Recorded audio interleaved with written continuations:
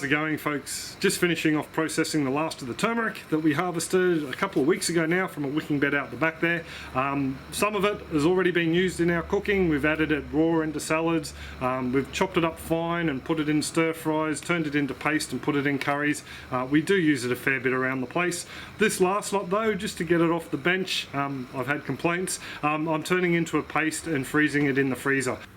So in processing this turmeric, it's pretty easy. All I'm doing is putting it in this water just to soak, to loosen some of the dirt. I'm breaking off all these little side fingers, especially the ones that have little crevices that can collect soil, like under there's a bit of dirt. Breaking those guys all off, and these will get scrubbed and thrown in as well. Now with the turmeric itself, I'm processing it with the skin on, mainly because the skin is so thin you could scrape it off with a knife. You don't need to cut it off. It doesn't create any sort of a bitter flavour or anything, and there's probably nutrients in there. So once all those side bits are off, I like to give it a bit of a scrub. Actually helps if it stays in the water a little while. I pull out another bit. Just sitting in the water for a minute or two just helps to soften up that soil. Give it a good scrub. And that's pretty much all it, nice and clean, and here can just go into the tin. There are some bits I've already done. Let me find one that have some manky bits on it. This just looks like where a bug or a beetle or something's had a bit of a chomp on it. Just when it comes to processing, I'm just going to cut that little bit out. Probably don't need to. It's going to be cooked at a high temperature once it's used in cooking, so that'll probably kill off any pathogens, but yeah, just to play it safe, like to cut it out. So I've got a bit more scrubbing to do here, and we'll come back when it's time to process them. Also making a bit of a mess too, by the look of it.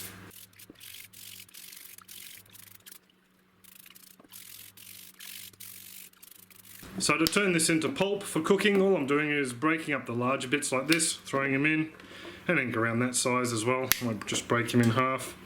These smaller chunks can just go in whole. Then just popping the lid on the beast and putting it on high.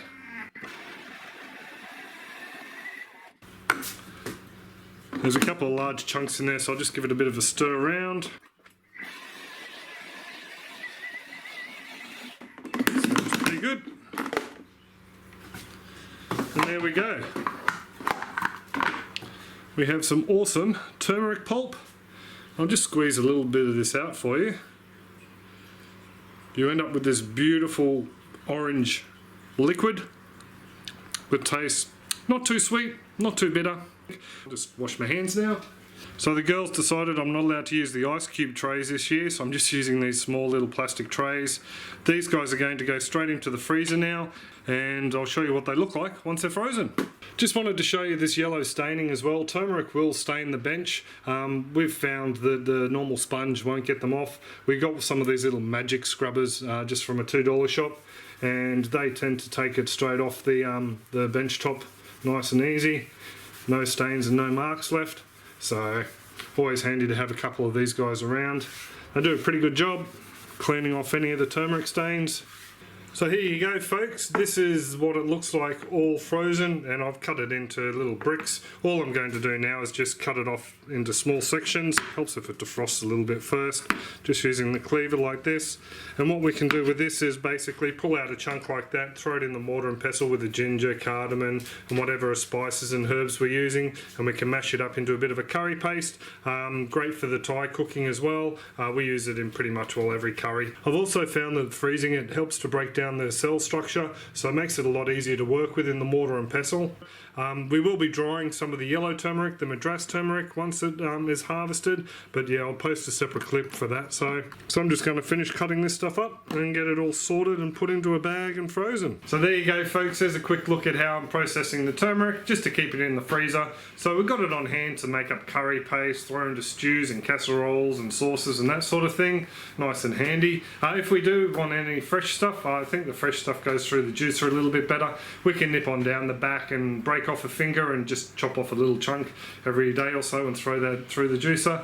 There's a couple of stands down there. I've got one in an IBC wicking bed with some galangal and one in a just a wicking barrel as well, so should keep us well stocked for the fresh stuff. So I've had a fair few people ask me to do more cooking and processing clips and that sort of thing. I pretty much will tend to do updates on that stuff through our Instagram account. I'll post a picture and a bit of a description, and then that gets relayed through to Facebook and Tumblr, and then I also pass it on to G+ as well. So links to those accounts are in the description below, but I will endeavour to try and do a few more cooking clips just as yeah, I get the time to do them. So if this is the first time you've seen one of our clips, feel free to subscribe. There'll be a button around here somewhere.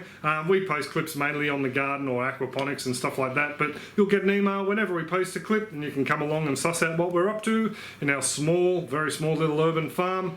I will pretty much will leave it there though. If you do have any comments, questions or suggestions on this or any of the other clips, leave a comment below the relevant clip and I'll get back to you where I can.